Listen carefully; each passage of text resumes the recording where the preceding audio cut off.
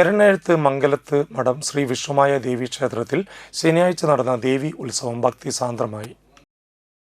രാവിലെ ഗണപതി ഹോമം, ഉഷപൂജ, ശീവേലി, മേളക്കാർക്ക് വരവേൽപ്പ്, ഉച്ചപൂജ എന്നിവ നടന്നു. തുടർന്ന് പ്രസാദൂട്ടുണ്ടായിരുന്നു.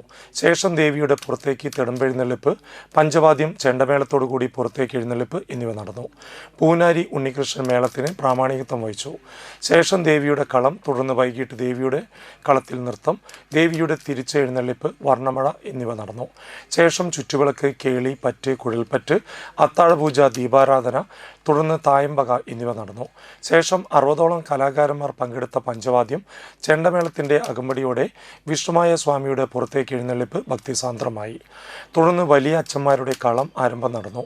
ക്ഷേത്രമഠാധിപതി E.K. വിജയൻ, അവണങ്ങാട്ട് കളരി, വെളിച്ചപ്പാട് E.V. വിഷ്ണു എന്നിവർ ചടങ്ങുകൾക്ക് മുഖ്യ കാർമ്മികത്വം വഹിച്ചു.